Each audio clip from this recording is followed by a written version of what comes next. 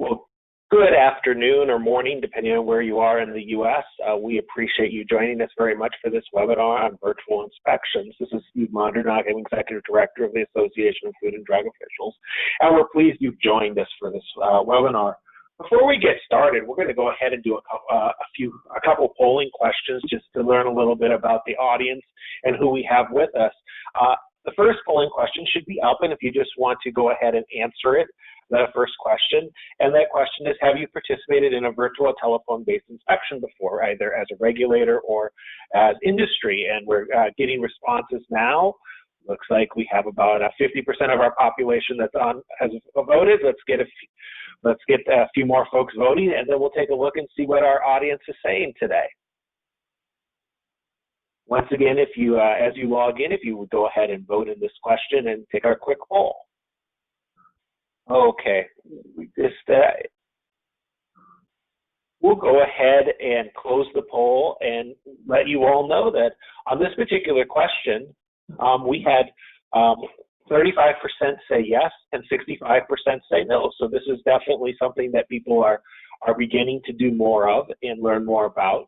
So that's a part of why we're doing our webinar today. Let's go ahead and we're going to do one more polling question, and then we'll get started on the presentation. Our second polling question will be coming up in just a moment. You should have it. And the question is, do you believe virtual inspections can be valuable and assist an establishment in compliance? So if you go ahead and take that poll real quick, and we'll see what your thoughts are. Once again, thank you all for joining us today. And go ahead and take the polling question, and we are about at, we'll close it in about another 45 seconds. So.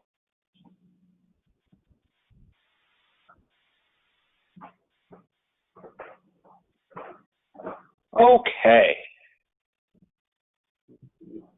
Go ahead and vote, and we're going to close it in about another 5 seconds. Okay, well, let's go ahead and close it, Amy. We hit over 75% of our participants having voted. And once again, interesting enough, 86% of the population said they believe they can be valuable, and only 14% said no. So great. Well, let's go ahead and get started. I'm going to go ahead and start for just a second and talk a little bit about the concept of virtual inspections. We'll move on to the next slide, Amy. So virtual inspections can mean a lot of different things. They can actually be virtual via Zoom or go to webinar, go to meeting, etc., FaceTime, all those sorts of things. Lots of different potential technological applications. They can also be phone-based. Many agencies have used some phone-based interviews for a long time. But the key in doing a virtual inspection is to have clear goals and a script, essentially, that leads you through this activity. You have technology that's working and works well for those that you're trying to work with. They typically need to be scheduled. And we might even suggest initially what we're hearing for those that have done many of these is initially perhaps voluntary, particularly as you're working the bugs out of the system. In addition, it's key to have the ability to track the information. In other words, enter it into your inspectional system so that you can track the activity, whether it be regulatory or non-regulatory in nature.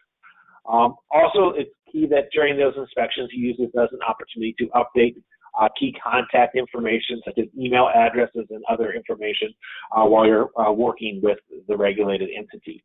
That all helps so that as we get into emergency times, we can do more. Today, we're going to go to the next slide. We're going to be focused on retail virtual inspections.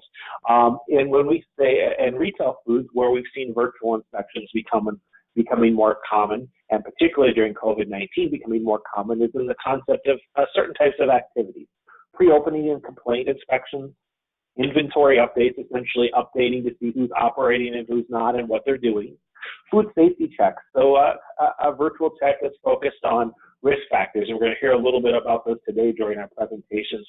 Active managerial control inspections, which have been a concept for a long time, but those really are policy and food safety system reviews, have great potential in a virtual environment.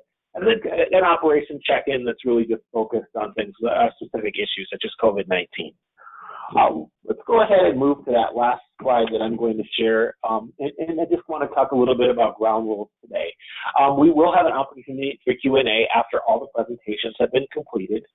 If you do have a question, please go ahead and type that into the questions window. You can do that at any time, and so if you're worried you're going to forget, go ahead and enter it as you hear it, and we'll begin the sorting of those right away. And then, and if you would prefer to ask that question verbally, you can also raise your hand and we can open your mics. Well, I'm going to go ahead and introduce our three panelists today. Our first panelist is Sandra Craig. Sandra has a BS in agriculture, 38 years of experience in environmental health programs, and is director of the Division of Food and Lead Risk Assessment since 2005 at the South Carolina Department of Health. Her division provides statewide oversight of retail, dairy, and manufactured dairy food, bottled water, soft drinks, and ice regulatory programs, as well as environmental assessments for childhood elevated blood lead cases. Sandra is active in the Conference for Food Protection and currently is the co-chair of the Food Recovery Committee for CFP. Our second speaker is Steve Morris. Steve is the program manager for the Food Safety and Lodging Program at the Kansas Department of Agriculture. He has been with the program since 2006. The Food Safety and Lodging Program is responsible for licensing and inspecting nearly 17,000 food establishments, food manufacturers, food storage, and lodging facilities. The program has 52 field staff and 11 office staff. Prior to his work at the Department of Agriculture, he spent 16 years working for the Kroger Company in positions ranging from front-end clerk and to store manager. In addition to the work Steve does to protect food, public safety in the state of Kansas, he serves on numerous national boards. He was a past president of ASTO, past president and current director at large for McASTO, and is on the CFP board and a former steering committee member for the FSPCA. And he's active on many other committees and areas. He was a graduate of Kansas State University, and much of his attention outside of work and family is spent attending sporting events at his alma mater, K-State. If you all meet Steve in person, you can normally recognize him, and he's normally the person wearing purple with the purple pen. So let's move on to our last panelist. Mandy Sedlick is the Food Safety and Public Health Manager for Ecolab's EcoSure business. She provides technical and practical expertise in food safety and is responsible for supporting customers' compliance, establishing and maintaining standards, and driving the QA progress through systems, solutions, and interventions in operations, health department compliance, and foodborne illness response. She also provides education and recommendations to help customers adopt best practices and mitigate the risks in their day-to-day operations in an ever-changing food safety landscape. Mandy has 22 years plus experience in food safety and QA management, as well as procurement with leading food service brands. Mandy is also a member of many food safety organizations such as ASTO, NEHA, IAFP, and several state associations. Mandy has a Bachelor of Science degree in nutrition from the University of North Dakota and is a registered environmental health specialist. We're going to go ahead and begin with Sandra's presentation. Once again, we will do Q&A after all three presenters complete their presentations. Welcome, Sandra. Good afternoon, everyone. Hopefully I correctly unmuted my microphone and you can hear me. We can hear you. Okay, great. I'll just give you a little background if you'll go ahead and switch to our next slide. Okay, I don't want to overrun this because some of y'all may have been on a previous webinar where we talked about it, but how DHEC got into the business of doing virtual inspections was when the COVID-19 event started. The first couple of days that we were locked down, one of our food team leaders was contacted by a contractor that needed a pre-operational permit inspection, and he needed it now, and we weren't allowed to go out in the field. So he was asking, how can we do this? You know, what can we do? And he asked if we would consider doing it via FaceTime. Our team leader came to our program and we sat down and, well, virtually sat down and talked about it on the phone and came up with an idea that we could do where he could actually do the inspection virtually. Since permit inspections are relatively static, we figured he could simply have the guy walk around with his cell phone and show us what we needed to see. So that's, we came up with, next slide, please.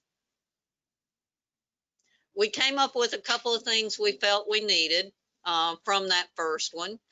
We developed an SOP stating how to do it, how to set it up. We came up with what we called disclaimer language, which was on our inspection form that said that, you know, oops, if we miss something during this virtual inspection and see it on our later on-site inspections, you're going to be expected to correct it, even though we issued you a permit with this in violation. And then we also had to develop a way to acknowledge the inspection, since we weren't going to be there with the form to have them electronically sign it. We came up with an email exchange protocol to use in lieu of our signatures.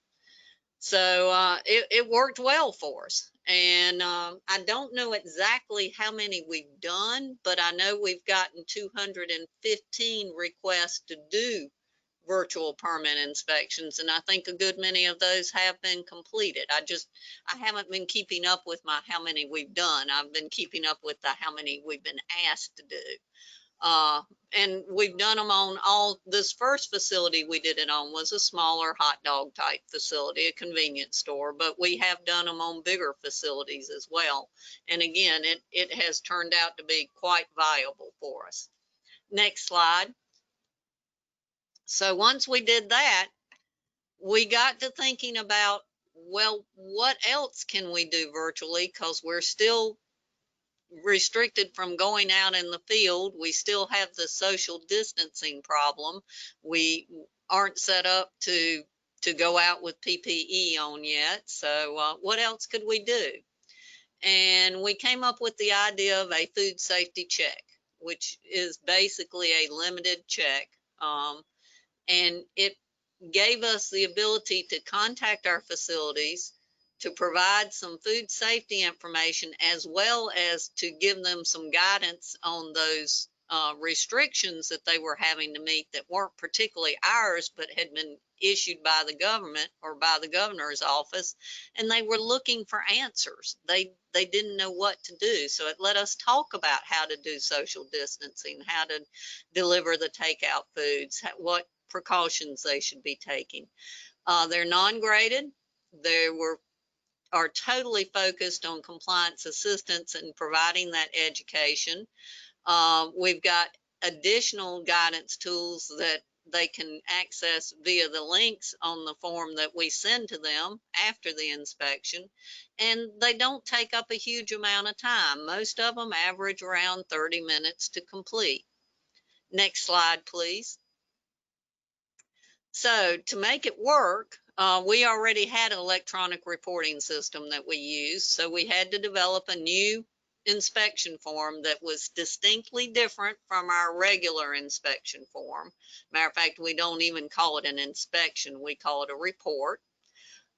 It has questions in it that are designed so we can get information on how they're operating. We narrowed it down to just our risk factors.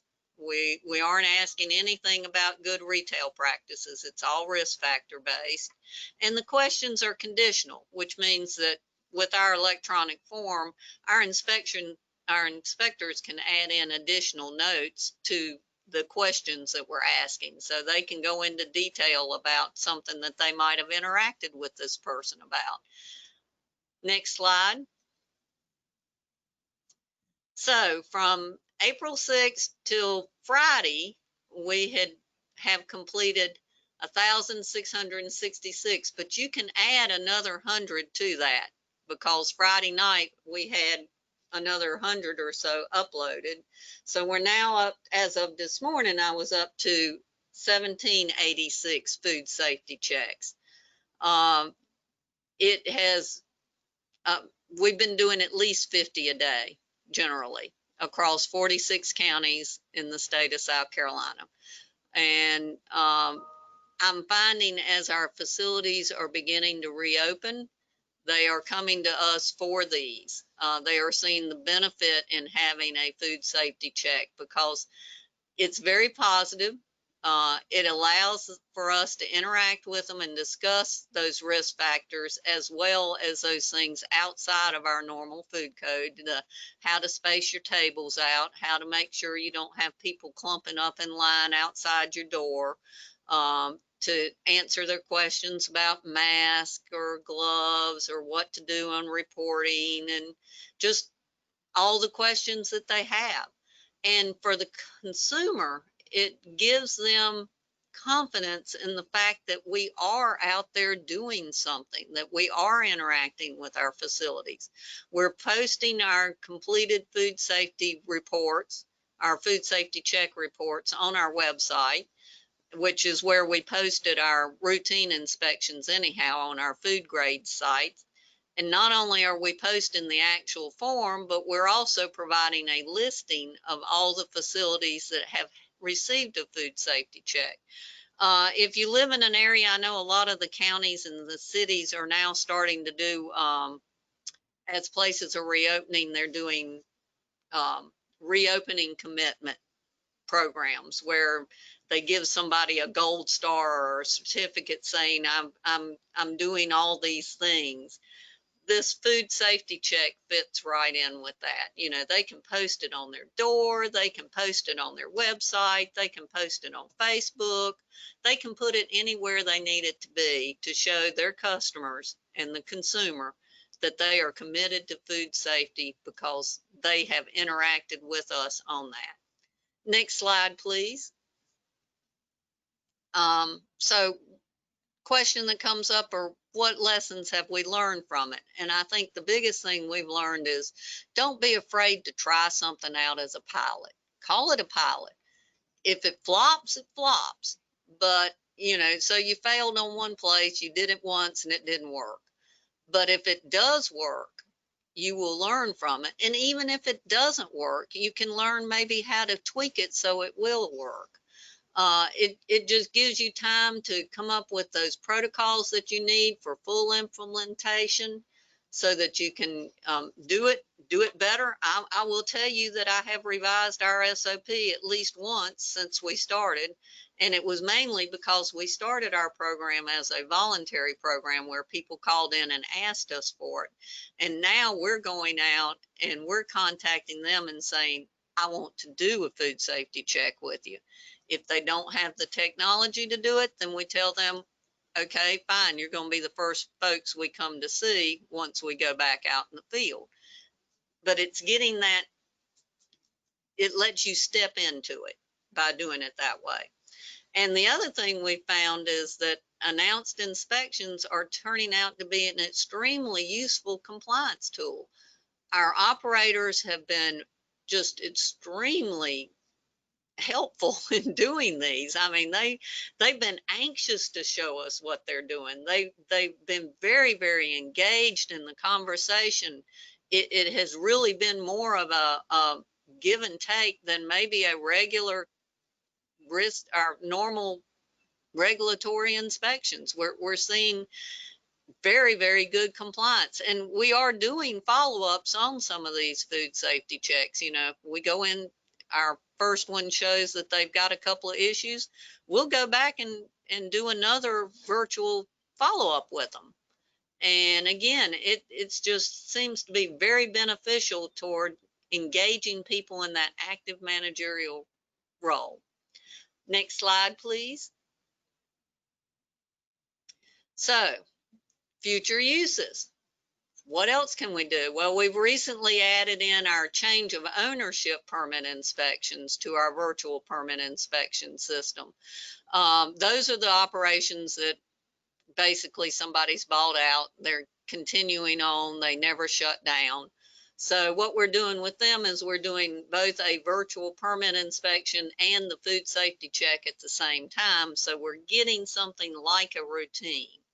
We'll still have to go back eventually and do a full routine on-site inspection, but at least we're able to keep them going instead of us having to try to go in and socially distance while they're in operation.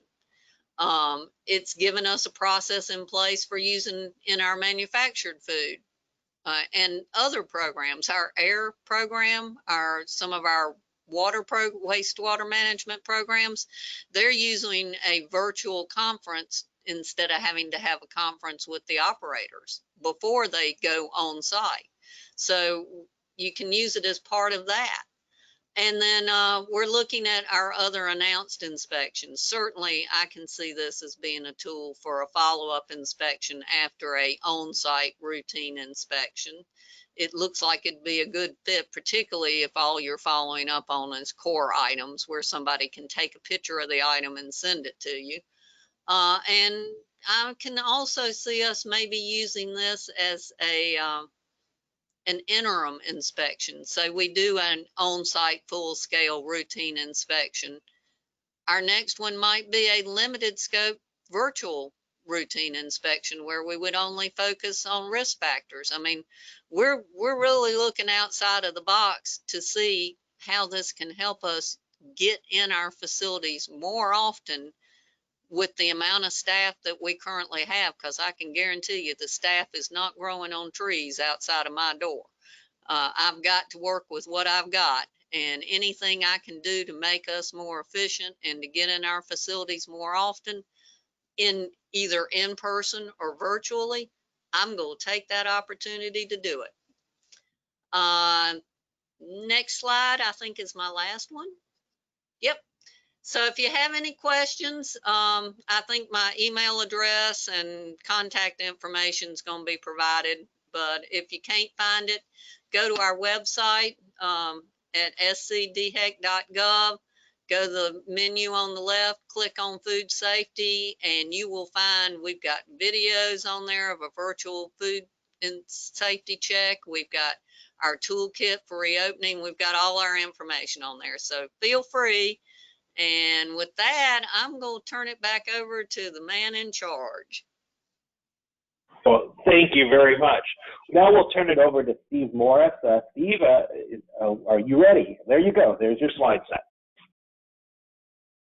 All right. Thank you very much. I want to first give credit where credit is due. Sometime in like early April, AFTO held a webinar, and like at one of our staff at Adam Inman was a part of that webinar. He was listening in, and like he brought this idea to me after hearing this presentation from South Carolina. So I want to thank Sandra and like her team just for actually putting this together. Next slide, please, Amy. So here at the Department of Agriculture, we are the only program in the state that does food inspections. There are no local or county health departments doing inspections for us, like under contract. So like you see some of the numbers there. So all in all, you know, it is almost 17,000 licenses. Next slide, Amy. So we call ours remote inspections, or it's the same as the actual virtual inspections. So like one of the actual purpose of these is to use all of the resources available just to help our like industry and our stakeholders to actually provide safe products. Our like remote inspections will be non-regulatory, they'll be educational and compliance assistance. Next slide. So what had to be done before and then during the inspections? We got a copy of the SOPs just from South Carolina. We created our own SOPs, and I do want to say if like any state or local or like industry wants a copy of our SOPs, we would be glad to share those. It's a lot easier to actually create them once they're already written somewhere else. Just as Sandra mentioned, we actually created talking points or scripts for our inspectors to use. All of these remote inspections are like set up in advance, and we use a Zoom meeting. Violations are not cited during these remote inspections. We are just taking notes on our inspection form. We do have an electronic inspection form. So like it's just notes being taken. That's part of the being educational, helping out industry. So it's not a actual regulatory inspection. We also concentrate on the risk factors. We don't do any of the good practices on the violations. Each one takes about 30 or so minutes. That's the plan. Now, if we do see items during the actual remote inspection, or things are shared that are a concern, we will schedule a like in-person inspection once it is safe to do so. Next slide, Amy. So we have, our plan is in multiple phases. Phase 1 here started on like April 22nd. So like we did, so then we started doing the actual remote complaint inspection, modified complaints, licensing inspections, remote planning inspections, and then like the actual remote follow-up inspections. This, as part of the phase 1, this was part of the rollout just to make sure things are working good. These are not, these are the less of the concern on the risk possibly. So like this is where we started. If you go to the next slide.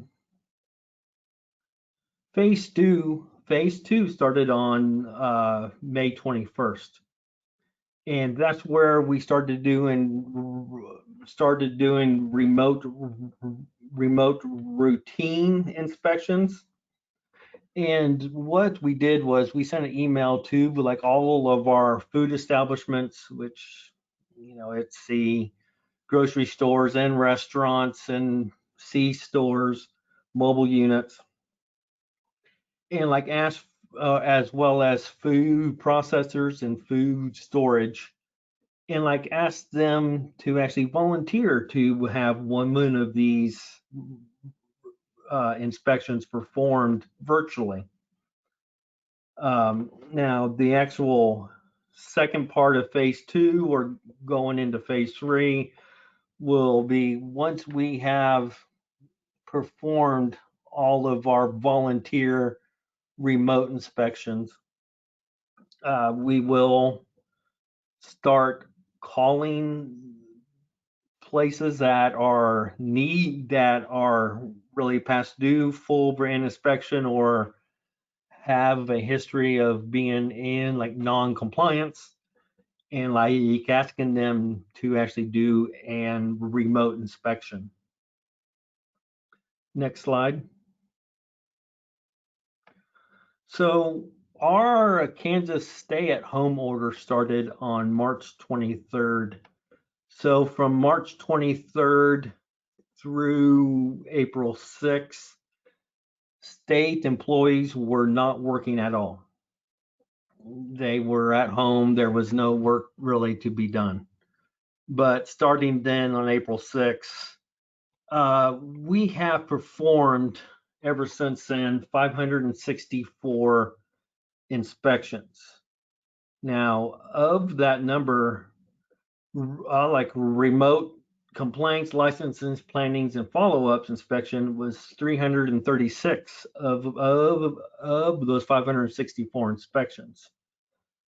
The actual remote routine inspections has been going on now for a couple weeks. We have done 52 of those. We have in the queue, we've had about 110 businesses ask for like one of these remote inspections. So just wanted to show here.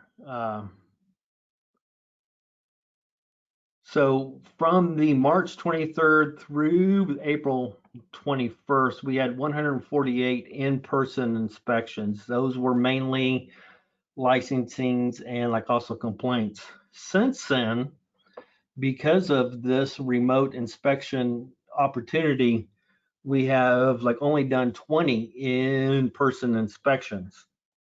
And that has helped with the safety of our staff and the concerns about spreading COVID-19. We also had certain counties in the state that were at higher risk, so like we were not exposing our inspectors. Next slide, Amy. So here is my contact information. If a person has any questions about this remote over the virtual inspections, or like if they want a copy of our SOPs, please contact me. I would happily share those with you. I will say that every one of these inspections are like on our website as well, so like people can view them. A lot like Sandra, we do email the actual inspection report once it's done to the business.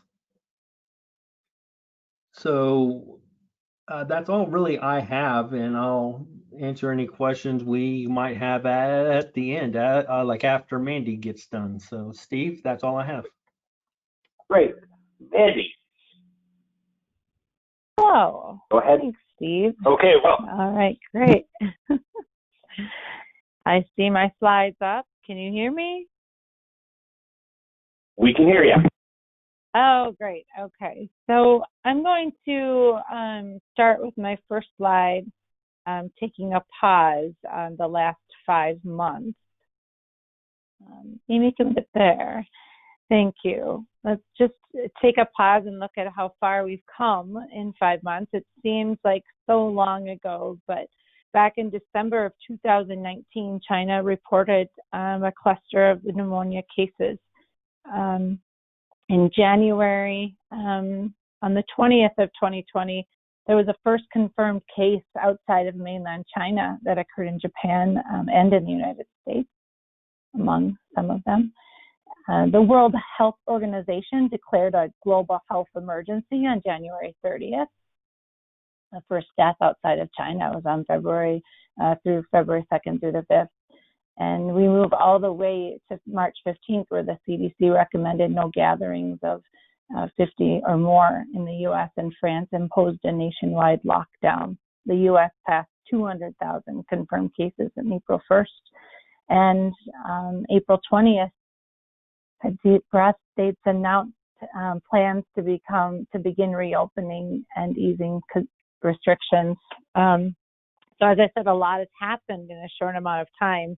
We're really in uncharted territory globally. This is a short timeline, but operations, as we can see, as well as health departments, could be overwhelmed. And now, we're introducing virtual inspections, which, as we see, can be very helpful, but they're also unfamiliar. So, next slide, please, Amy. This slide shows consumer sentiment, and we see that 66% of people are still concerned about their personal health, which is not a surprise. Delivery increased 12%, takeout and drive-through has increased 16%, and 3 out of 4 consumers expect to return to normal habits by December. Sales are expected to improve.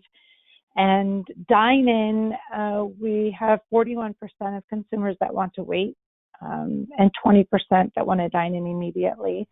Eating out, 15% have no concerns. The consumers and employees are more aware. It will change the way that they look at public health, and a lot of their determination will be visual cues of clean. People not only want to be safe, they want to see safe. And it's important that we all, industry and regulation, work together to improve the consumer confidence through safe practices to continue to make everyone more confident when they're eating out. Next slide, please, Amy.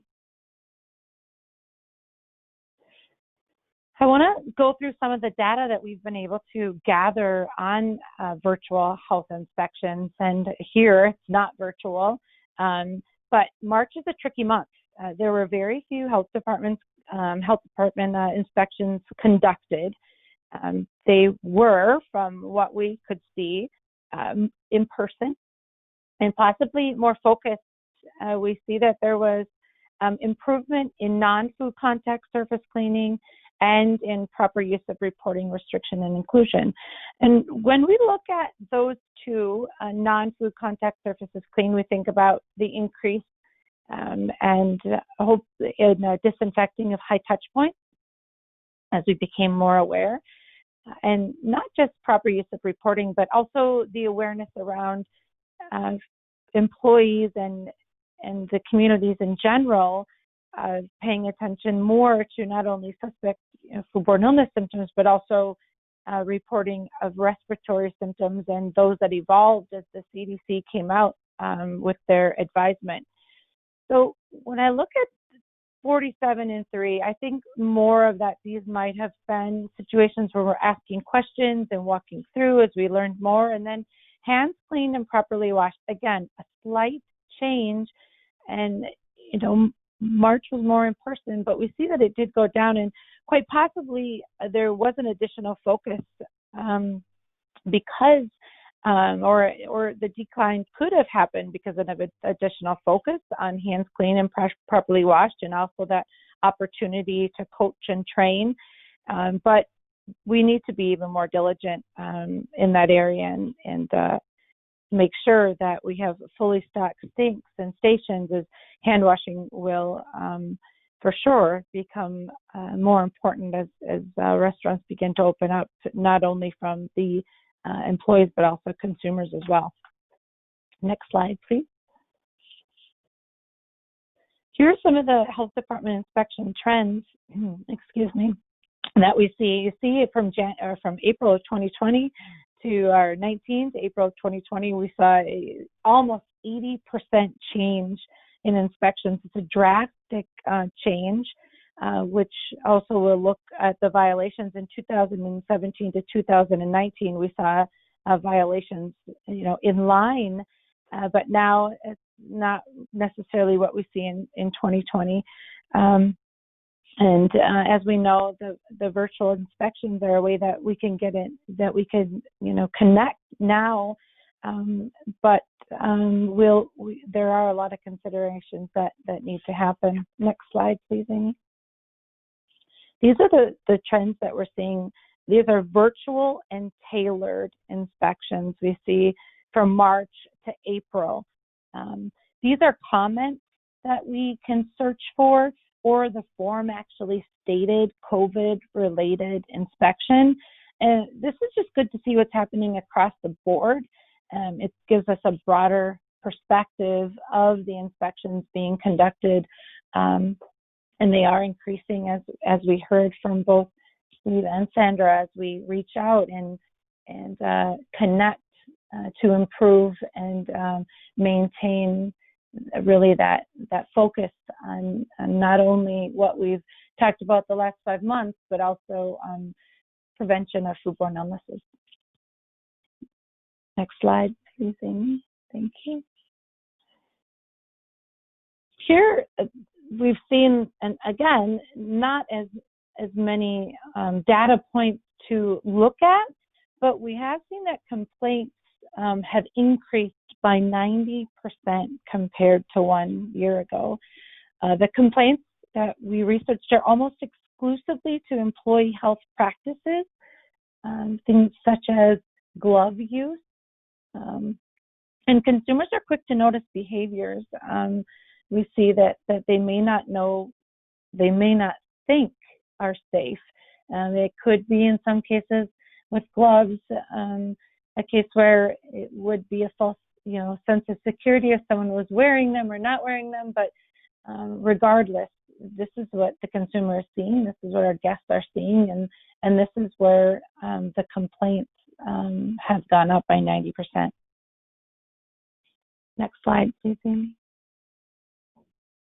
The virtual inspections that we have seen, we see that the state of South Carolina and Kansas are on here, but we also have a county from California, Missouri, Virginia, Hawaii, some in Iowa, a few counties across Ohio and Burlington County in New Jersey. Now, this is what we've polled, but there may be more states conducting them. We can't see them because they might not be reporting the actual report or inspection, providing that actual inspection report. What these are that we've seen are, they're consultative, they're considered training, and they've also been labeled as service inspections. Next slide, please. Virtual inspections are definitely a way to keep us connected, and if it's difficult to do so otherwise, as we've heard, they definitely have their pros and cons, and it takes preparations on both ends to make sure that they are successful. They can be cost effective, flexible, possible, as we've heard, further reach. They do have observation limitations, but they can be focused on training and coaching. They may be more difficult to communicate. As we see, they may not be a great fit for scored inspections. They may be, they may not be. And they also may have time restrictions. In person, more manager-employee interaction and full observation capabilities, but some things to take into consideration would be unfamiliarity. As we saw that timeline in just the 6 months, we think about how new virtual inspections are and how recently they've been introduced. There's a lot of unfamiliarity on both sides. It could be a drastic change and a learning curve before we even get to that side of the learning and teaching and coaching. There's a huge difference in the type of technology that can be used, whether it's a phone call or it's a WebEx, and we're able to observe. But we need to look at the purposes and the technology that makes sense. Again, familiarity, but this time with the location, the type of location, and the person in charge need to be taken into account. We've heard possible pre-scheduling and prepared questions. We also need to look at consistency, questions and documentation, calibration, and possible partnering opportunities. Sandra laid out some great what we've learned and what we haven't learned.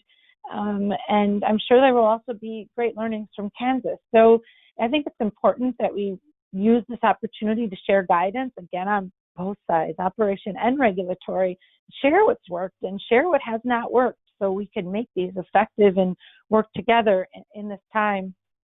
We have seen scoring changes. Some we've seen numerical values, as we've also heard some check complete, and some are non-scored.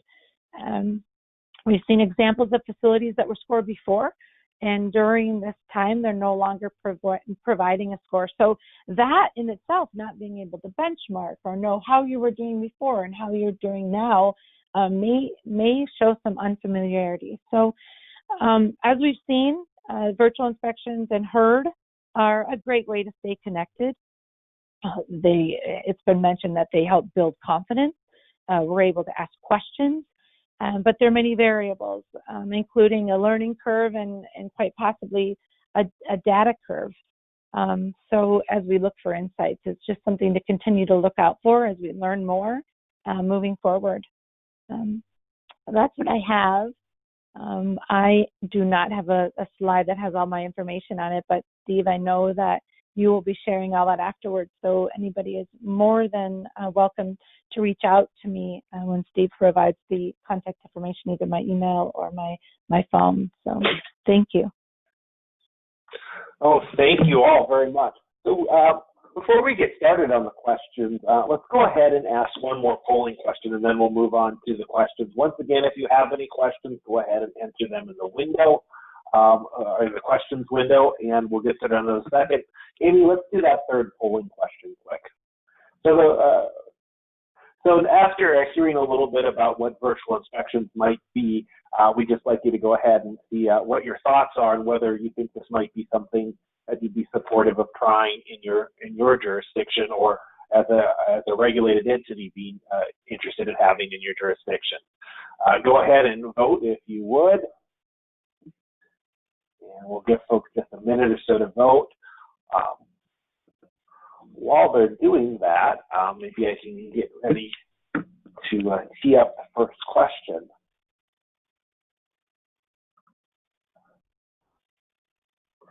Okay, well, let's go ahead and do the results of the poll quick. And it looks like we are at between supportive and very supportive, almost just 90%. So and less than 8% not very interested. So that's a pretty good sign that people think this might be something of interest. Well, I'm going to go ahead and start asking some questions of our panelists here that have come in from all of you. The first question that was asked was, how challenging is a virtual inspection with a facility that has a language barrier? Anyone have comments on that? What your experiences have been with a facility with a language barrier?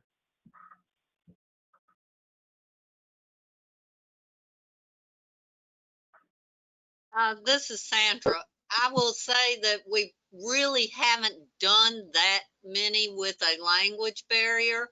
We do have a translation service available to us here at DHEC, and we could do it. It would take a little extra setting up to have somebody on board that could do the translation for us real time, but it could be done.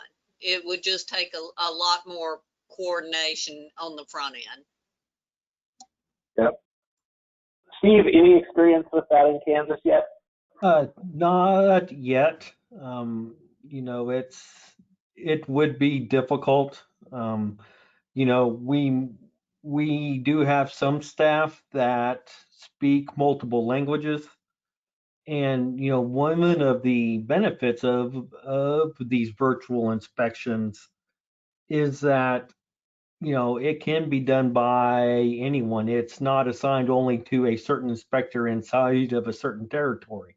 So like if we did have a foreign language, we could find an inspector that would say speak Spanish or another language that can do that inspection.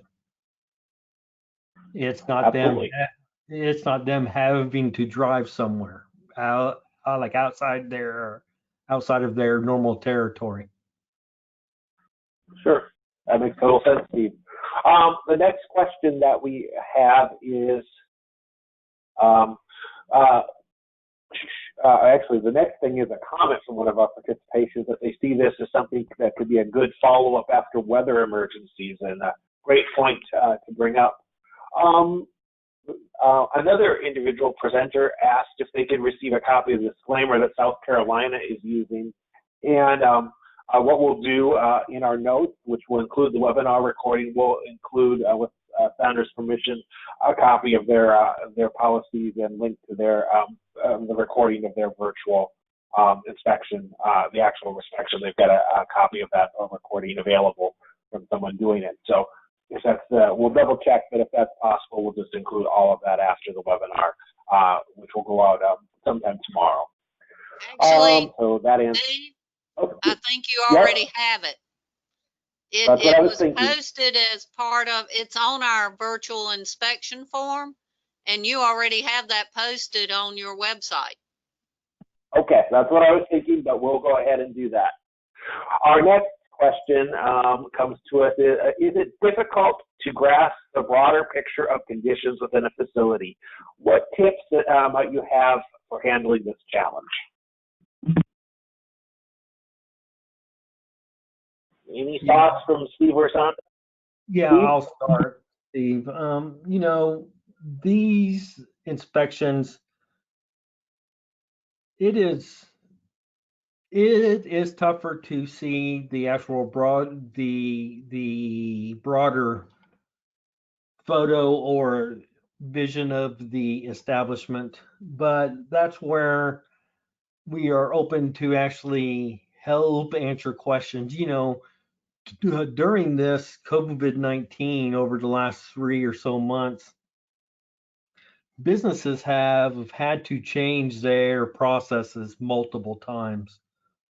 And, you know, 99% of places want to actually do things right.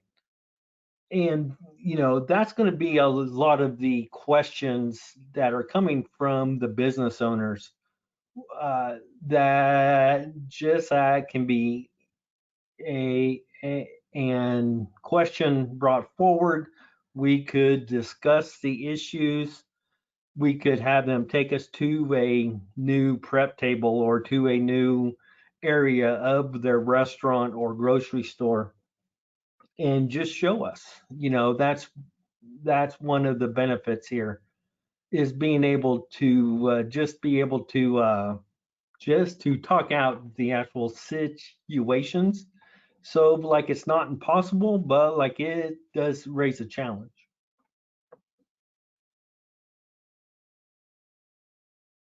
Yeah, I agree with Steve. You kind of, again, as the inspection unfolds, just like in a real life inspection, when you're there in person, you've got to kind of guide the person where you want them to take you. You ask them those open-ended questions. You ask them, are you doing any cooling right now? Can you show me how you cool? Let's talk about cooling a little bit. Let's go look at some temps. Are you cooking anything right now? Well, let's do a final check of that temp. You know, you've got to tell them because they really don't know. You've got to point them where you want to see, knowing that, like I said, you're probably not going to go look at that broken floor, cracked tile back in the back of the stock room. The next question we have. Oh, sorry. Yes, Mandy. I was going to say this might be one of those opportunities where you could reference past reports or inspections and talk through some of, if there were any opportunities in sanitation or those areas that might be difficult to observe, and talk about corrective action and really use that as a partnering area to, you know, not have so much time in between where it might have been an opportunity before to when, you know, you'll be in again, but also, and to keep, you know, the focus on it, but to provide that support of, hey, how you're doing, and just let them know that this is something that we know was on the report, you know, and may have been an opportunity, and let's maybe take a look at that again. Yeah, Mandy, thank you for actually bringing that up. This is Steve Morris. We actually have our inspectors go ahead and look at the previous inspections, and we'll make note and we'll ask certain questions based upon their past inspections. And this is Sandra, and we're doing the same thing, and we're also using that as our target group that we're calling and asking to do food safety checks with. We've pretty much ran our list of facilities that got B's and C's in the last 6 months, and those are the folks that we're calling, because again, it's an excellent opportunity to give them a chance to get in compliance before we come back and do that next graded inspection.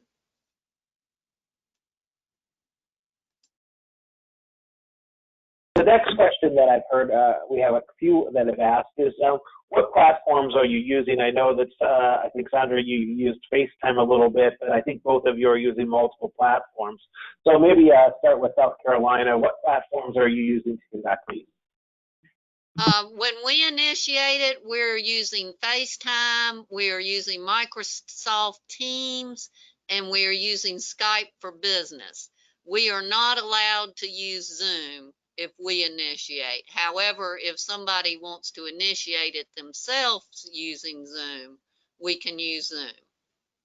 And that's just because Zoom had that little problem with security. Yep. Steve, how about you?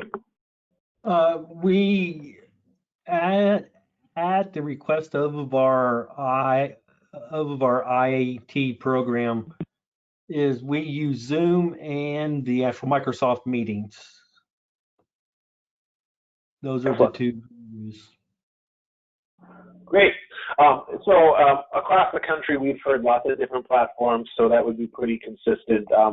So all of the standard platforms have been used. There's no real restriction as far as there's no commonality necessarily, but most programs have been pretty flexible about what they're using. Another question we received is you both indicated that these typically are 30 minutes. So the question was, how can an investigator review records such as shellfish, short, sashimi, pH, and sushi, and HACCP for on-site processing completed in with an inspection completed in such a short period of time? Any comments to that from either of you? This is Sandra. We will go longer than 30 minutes. That's just our average. I have seen a couple of our food safety checks in facilities that have HACCP plans that have run up to an hour. And you could also, if, you know, again, data and time and things like that, depending on your platform, some platforms are Microsoft Teams, you can run a meeting as long as you want to on it and not run into data time problems. So I think you have to be flexible on what you're using. And I guess if necessary, you could even break it up into a couple of days, you know, say one day you would look at this and then go back and do another 30-minute on the other day. That the real key to making a virtual inspection work is to be flexible on how you set it up. Yep. Steve, any thoughts? Yeah, you know, going into that type of detail, you know, that's not what we are using these for as our main purpose. Now, like if we need to go ahead and look at those records or the HACCP plans, you know, using Zoom, we can go longer. Now, I do know that before COVID-19, Zoom had a 45-minute time limit.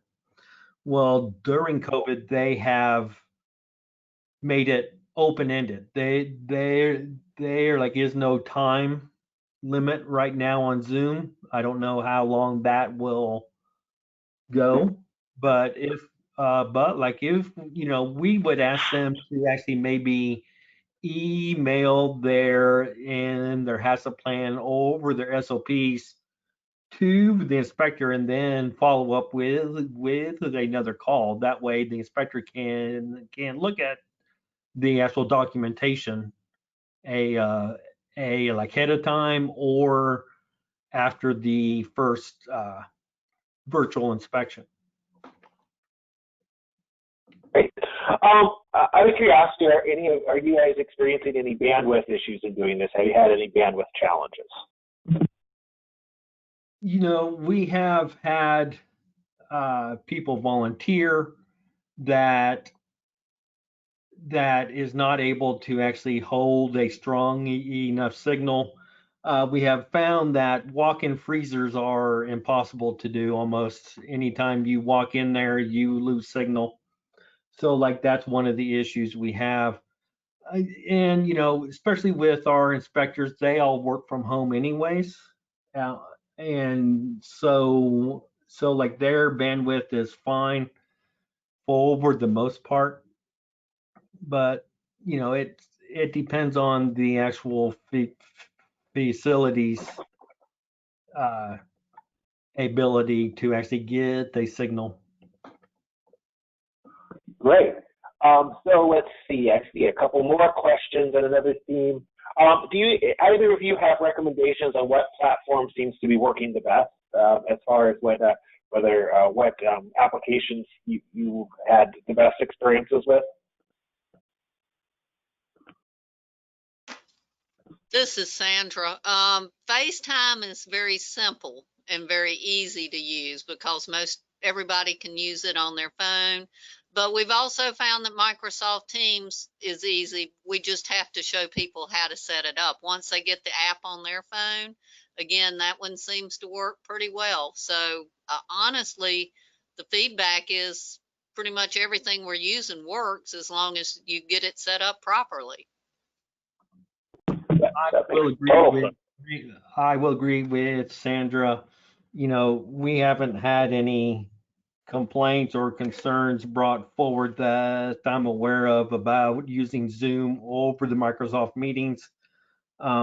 It's we started out using other platforms a lot like FaceTime and like those worked. But like I said, our like IRT department wanted us to limit it to only Zoom or the meeting, Microsoft meetings. So one concern I see a few questions related to is, are you concerned about fraud during these inspections? Folks trying to deceive you all while you're conducting them. Any thought? You know, it's a partnership. Especially these people volunteering to actually do these inspections. They are stepping up. They probably don't have a lot to hide. Now, this is not the only inspection they are ever going to have ever again. We will have the actual documentation in our records, so like we will be able to address any issues once we're back to doing in-person inspections. So another question. Oh, sorry, Sandra. Yeah, go ahead. Yeah, let me just add to that our inspectors were a little hesitant to start off with too, thinking the same thing. And I've heard back from them that people are just so anxious to show them everything they're doing wrong and all their warts and their, they haven't been trying to hide anything from us. They've been going out and showing us this and saying, am I doing this right? So it's because they're non-graded, people are much more willing to show us their warts.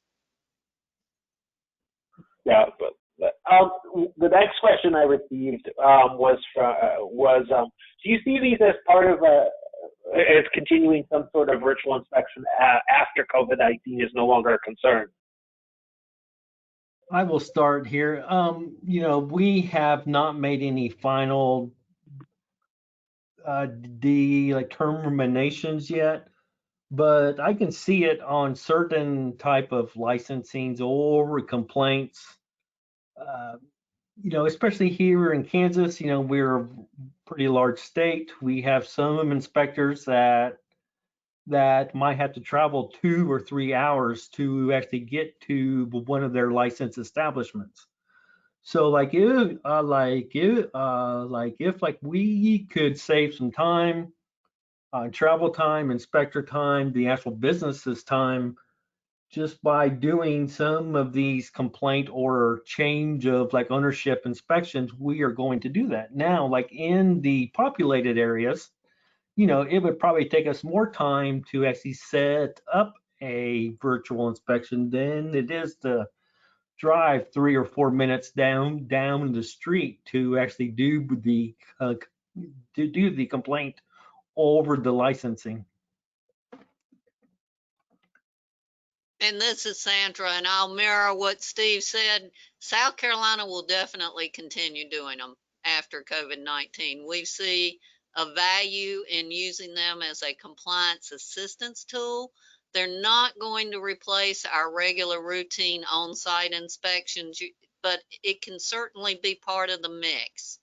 It could be supplementing it. It could be educational training between inspections.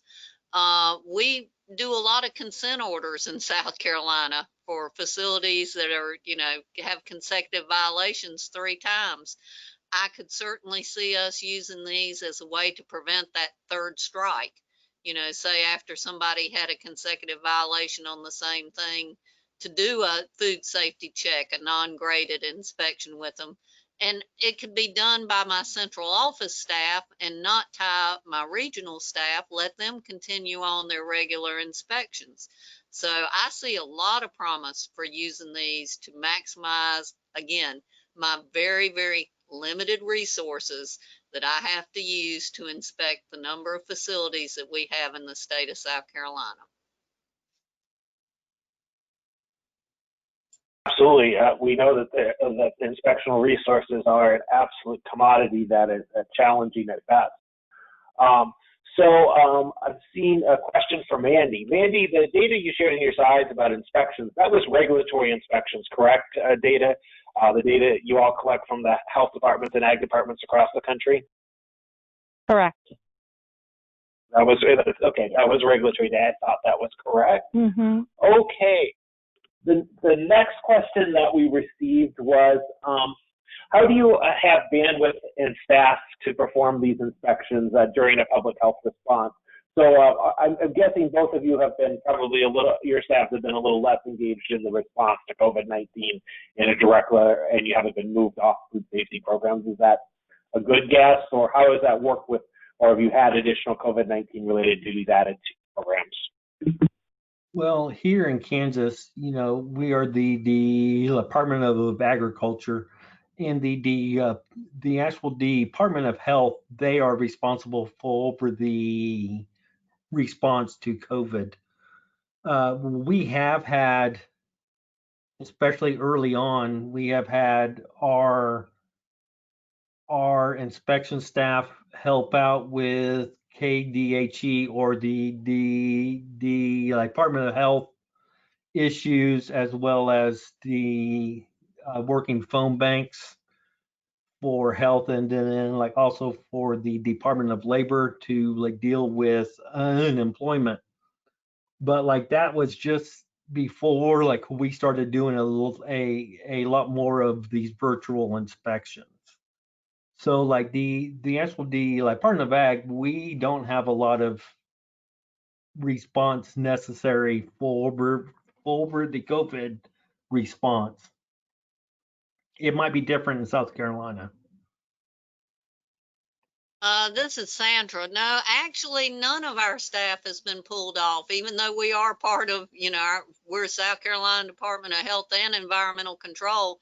Our health side has managed the COVID-19 response as far as phone banks or anything like that.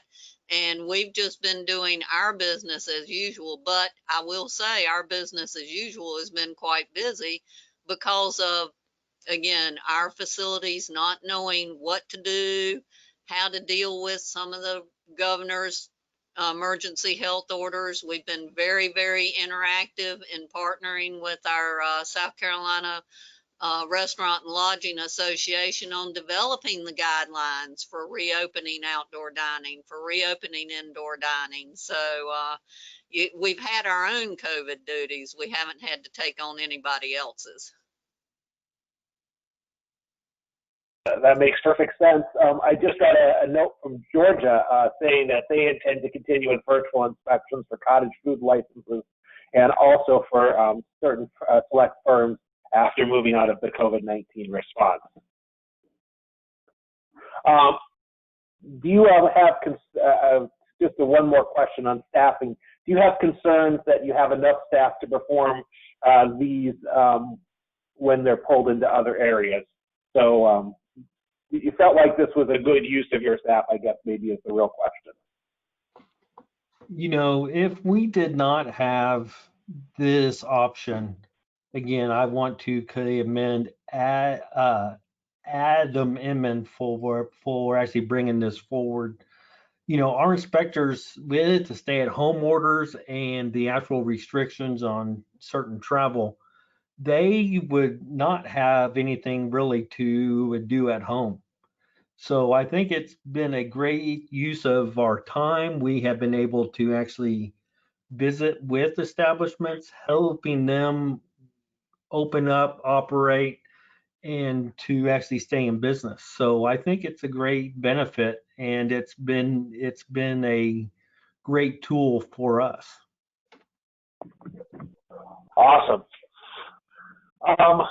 So the next question that let's hit on is, it sounds like neither of you actually are issuing violations based on the virtual inspections at this point. Is that correct? That is correct. But again, we are doing follow-ups if we find a violation. And if it's a violation of a cooling or something, we'll reschedule and circle back with them and make sure that they get it right the next time. If it's something that they can't correct during our inspection, our virtual visit. Excellent. Let's see. During the virtual inspections, do you have the company sign any sort of disclaimer about not recording the inspection, or have any concerns about that? This is something that's been worked on inside of our agency for a while now, and we cannot.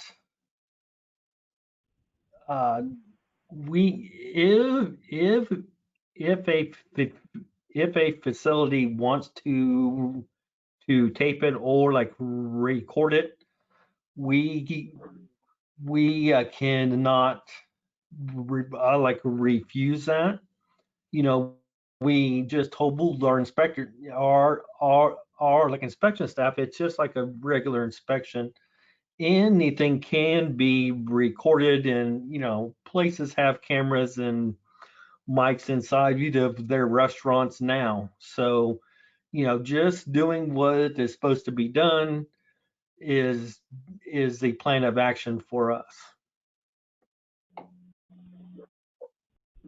Yeah, we are not using any kind of waiver or consent order either, because again, our normal routine inspection allows us to take pictures or video as needed. So it's I guess part of our regulation that we can do this.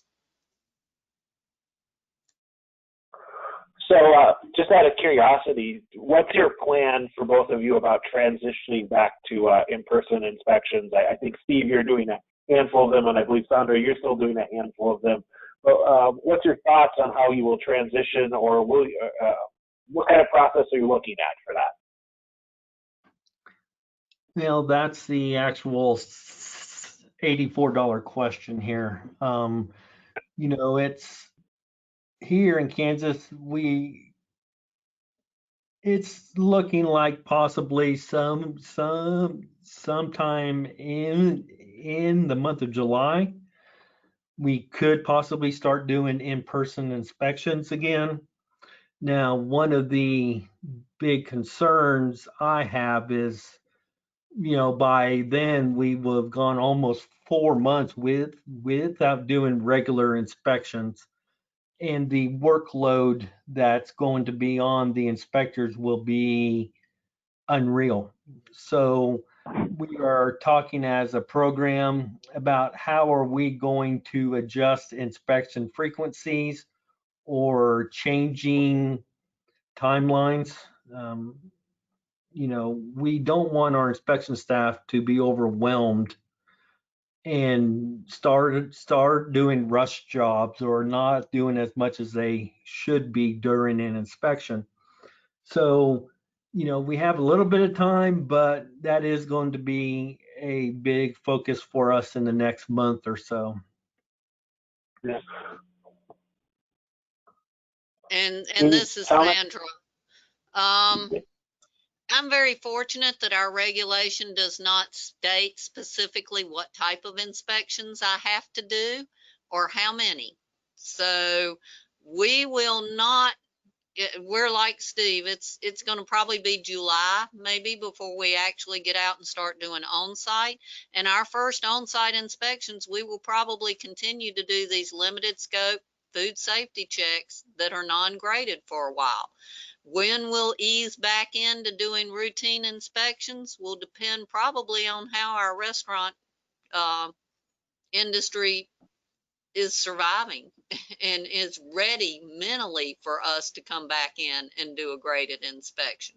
But we will eventually get back to doing routine inspections, though, and but it will be phased, and it will be eased back in. So, Steve, a quick question for you. Are you saying that meeting the mandates won't reflect the loss of this, of your first half of the year? Just a clarification on that. I'm sorry, what was that question again, Steve? It looks like the question was, are you saying that meeting your mandate of so many inspections per year won't be impacted by the first half of the year, or you're just going to have to recognize you're not going to meet that mandate? So, I think is what yeah. I mean.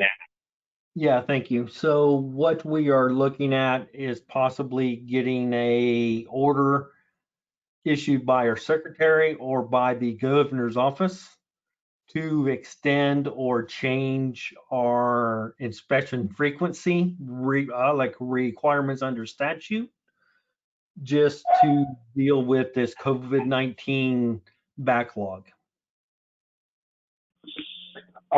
Mandy, quick question for you.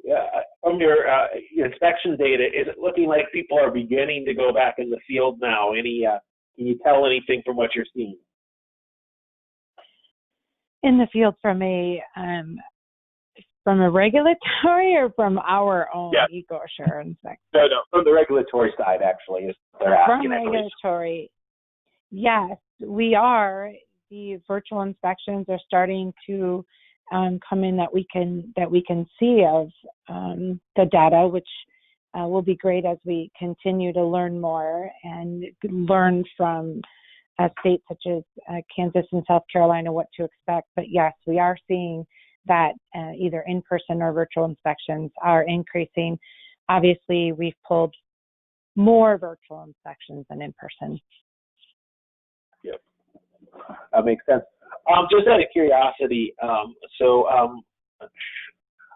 gonna, Megan, actually, if you contact me afterwards, I can send you some draft PPE language that many states are using as policy for this, but just reach out to Amy or I and we'll get you that information you're looking for.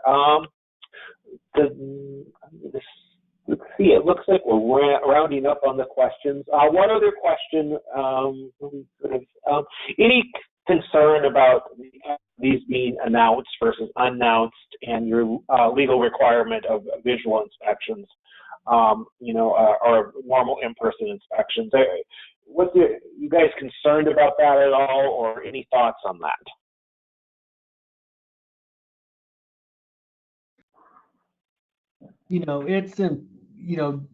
Without planning a virtual inspection ahead of time, it would almost be impossible to actually get someone get that set up. Just like Sandra mentioned earlier, these people are wanting to share, they're wanting to ask questions, and it has not been the issue I thought it would be at the beginning, especially since we started with the complaints and the licensings. These are things people needed to actually stay open, on the licensing inspections, and they were more than willing to do it. But, if you are doing this inspection virtually during times they are operating, it's not going to be any different than when we're doing an inspection in person. People are still going to be doing things, and if they were going to do things wrong in person, they will still be doing them wrong just when you are doing it virtually. That makes total sense. That's that was kind of my thought. Is it seems like if people are normally not as effective at hiding something as they would like to be anyway. So it seems like normally you learn the same amount, regardless. And I'm just looking to see if there's any other questions I want to make sure we hit on. But I think that's probably going to wrap us up. Before we, I do have one last question for Mandy. Mandy, if you were still in the restaurant business, what things might you be concerned about with virtual inspections? I think unfamiliarity, those partnerships between someone who, they do say that we are partnering and we are coaching and training, but when you do get a score, in some incidences that may happen, I would be a little wary of if something was actually observed or not observed, that the inspection would know its limitations. So there are only certain things that the inspection could take place. I would also be concerned that not as many people would have the ability to learn and be coached without being in the location. And reporting, getting that report, being able to share it with the team. But most of all, I think it's just unfamiliarity. And I think it's important, especially at this time. I know everyone has a lot of empathy and we're all understanding everybody's situation, but talking about, preparing, I think it's almost impossible to not be prepared, like Steve said, in advance. And really just that unfamiliarity and not having the opportunity to prepare and get everyone in a room and also mentally prepare for it it can be very nerve-wracking and it can be stressful. And so I would just be worried that that partnership wouldn't necessarily be there and it wouldn't be used for the right purpose. But it sounds between Kansas and South Carolina that they're really going well. And I hope that a lot of people are able to take away some of the great practices that they've had to make industry feel more comfortable and use this as a great opportunity to learn. So with that, I think we're going to go ahead and close the webinar today. We appreciate everyone's participation. Once again, everyone that registered will receive a copy of the recording, a link to the recording along with the resources related to the webinar. Before we complete the webinar today, I want to again thank our speakers, Sandra, Steve, and Mandy for doing a wonderful job today and being willing to answer many questions. We will include many of the resources they referenced today, so you have those available to you also. But we really appreciate all of your participation today, in addition as the participants. So thank you all and have a wonderful afternoon.